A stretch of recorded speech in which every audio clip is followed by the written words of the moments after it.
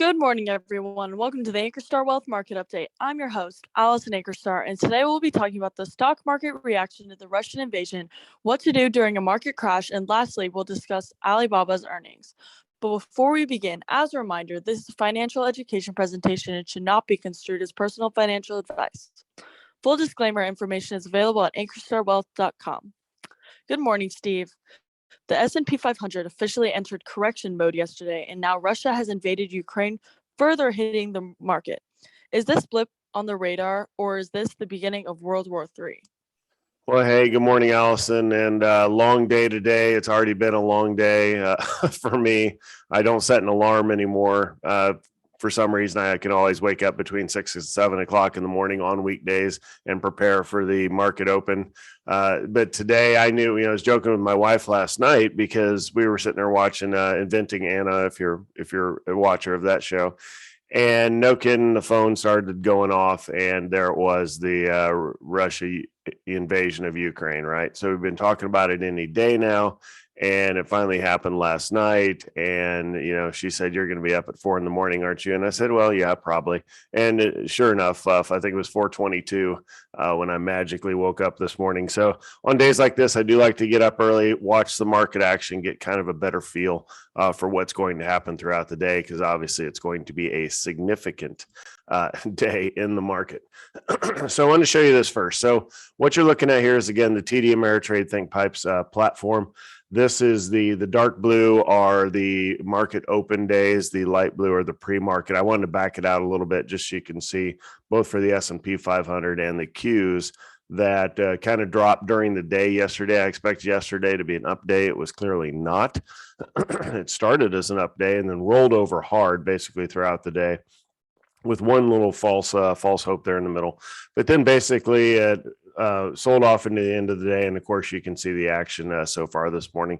It appears the bottom is kind of holding at the 412 level or so. When you back out a little bit, the reason I want to show you this first is because it does not show this on this chart that we're actually down here where the arrow is.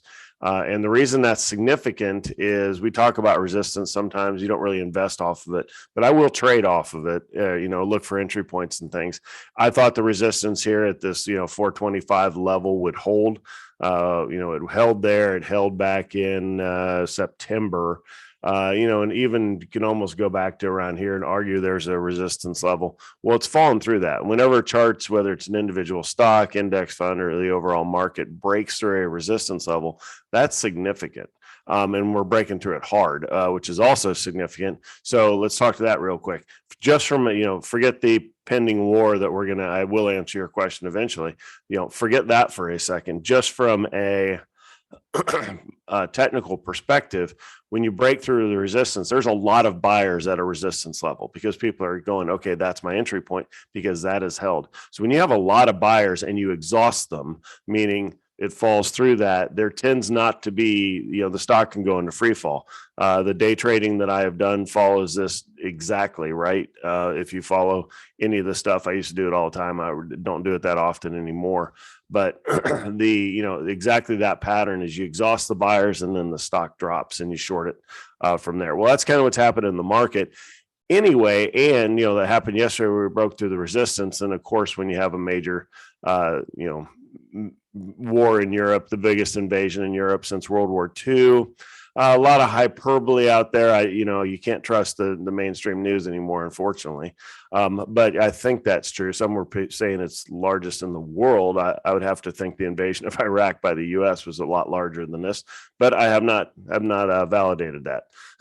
But when you look at technical indicators, and we'll pull something out later, just look at how oversold the market is with the technicals. You can't necessarily trade off of that, but you can certainly take a look and take that into account for investing. Going over to answer your question, is this the beginning of World War III? Well, nobody knows for sure, but I will show a couple things here. First of all, I took this off my phone. You can tell it's a screenshot this morning.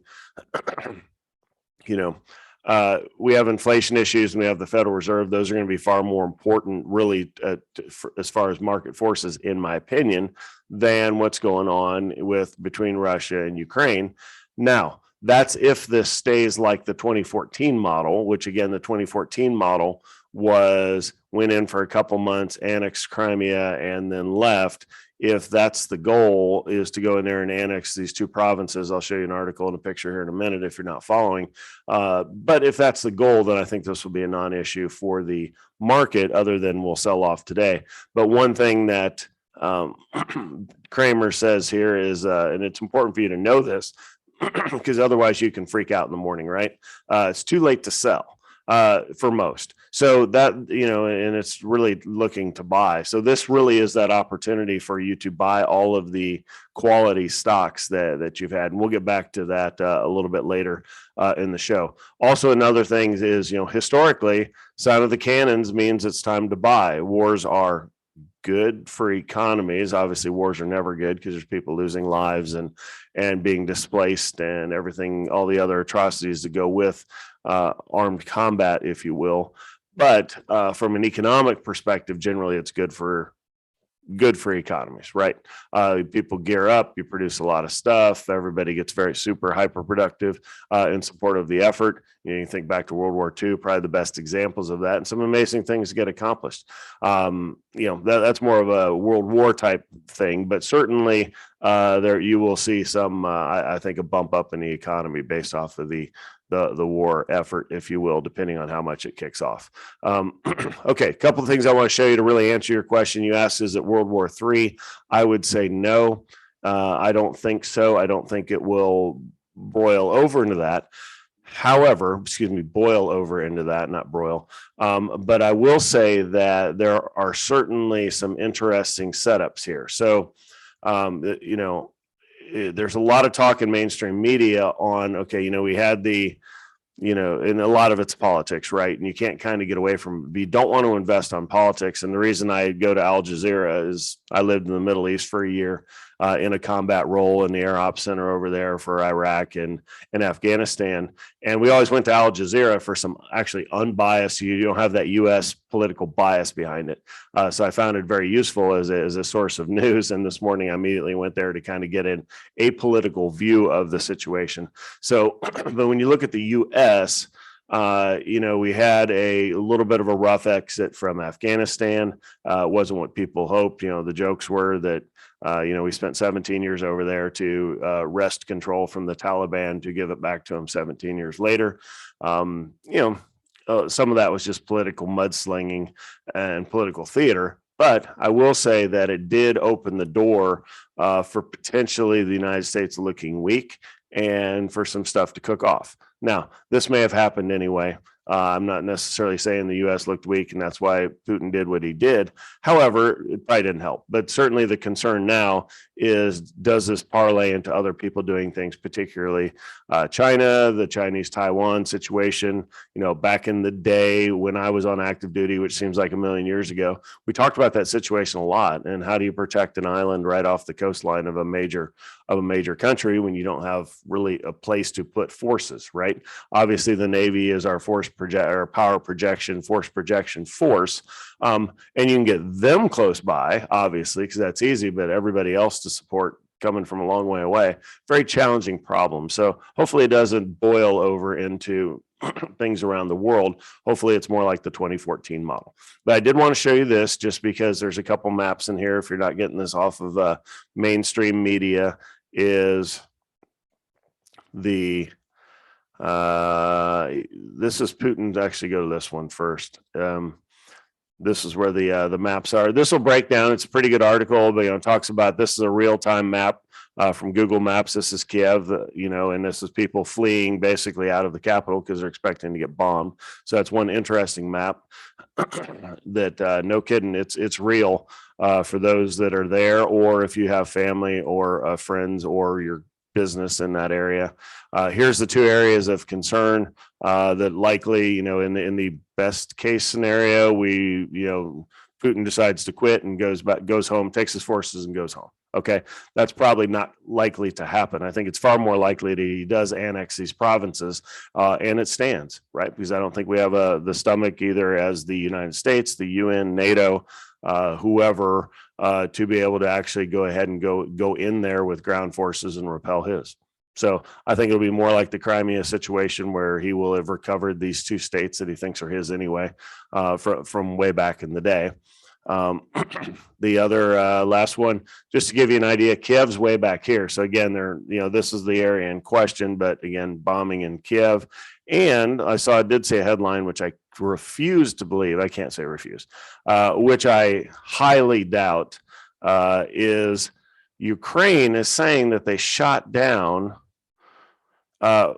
five Russian planes and a helicopter in this defended area here. So in the upper one, yeah, I just can't believe that that's true, but maybe it is. But yeah, it gives you a nice timeline. Check out that article if you're interested.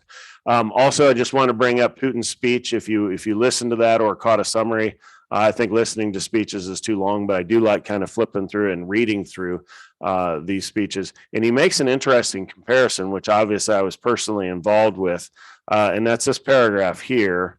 Scroll that ad off so you don't have to watch that. But again, special place for the invasion of Iraq. So a lot of people are saying, well, Putin doesn't have the right to go in here, and maybe he's spiraling because he's not talking to anybody. So he thinks that, and this whole speech, he lays out a very clear case, which if you were Russian, you would go, absolutely. And then he makes a parallel to the US invading Iraq, which is kind of funny because it almost invalidates his own argument because the US did act really in Iraq for the invasion without any legal grounds, put forward supposedly reliable information about the presence of weapons of mass destruction in Iraq. As proof, you had the, U.S. Secretary of State, that was Colin Powell. I talk about this every time I speak on my shock and awe experience is, yeah, if Colin Powell's up in front of the UN saying slam dunk case, you simply go. We went and there weren't any weapons of mass destruction. If anything, the U.S. intelligence community was pressing us, the warfighter, as we would go off on our missions, we would come home instead of flying back home and going to bed and getting ready for the next day. If we had any gas left over, we were having to drive around and take pictures. Fighter jets have cameras on them for verification of targets and that sort of thing. But it also works for intelligence collecting. So we're having to fly over these places and actually look in a desperate attempt to find weapons of mass destruction. So it's interesting that he would kind of bring that up, because it was basically saying the U.S. does whatever he wants. So it's obviously anti-U.S. speech. He has every right to go in and reclaim the territory that he was. So if you're into kind of political science, it's a really interesting speech to read. Okay, so to answer your question, here's the markets and how are the markets reacting? Well, markets are down big, not quite as down, as they were earlier.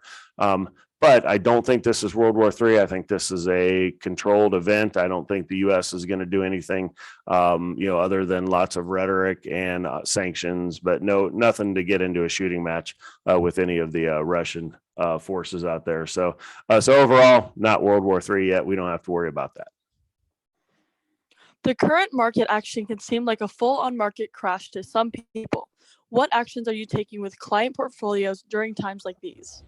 That's one thing. That's a great question, and it's something that really people need to think about when it's kind of I'd call it the fixing the roof when the roof's not leaking, right? When it's not raining. So you have to think about, and the analogy there obviously is that you don't fix the roof and you don't even think about it until it rains and you're like, oh yeah, I should have fixed the roof. Well, investing is the same way. You can think of your investing lifetime as a journey, and during that journey there are going to be thunderstorms and blips along the map, and it's going to happen. It's expected. There will be wars, there will be pandemics, there will be economic disasters, that sort of thing. So it's coming and it will happen again. So by knowing that, you can mentally prepare for those situations. So what we've been doing since the beginning of 2022, not 2000, but the beginning of this year, is going through the portfolios. When I gave my investing forecast basically in January, it's like this year is going to be different. We've got headwinds from inflation. We have headwinds from the Federal Reserve. We did not know about the Russia-Ukraine, whether that was going to happen or not. But we knew we were going to have headwinds. And anytime you're facing a headwind, you want to go through your portfolio and really kind of cut out the speculative stuff, leave things behind that are a little bit more of a risk, a little more, hey, maybe this hits, maybe it doesn't, and do a flight to quality. So you do a flight to quality. So when you look at your portfolio right now, if you're with me, pretty much it's the power holdings that are in there. If you have some crypto holdings, I left those. Most people don't have those, but if you do, I was like, I'm going to leave those in place because it's kind of a separate story.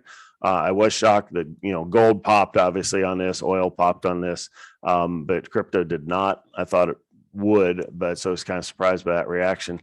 But that's number one, is you go through and you cut the fat from your portfolio and trim out the speculative stuff. We did that in March 2020 as the pandemic started to kick off, and you hold the rest. And it's really tough sometimes. So I empathize with it.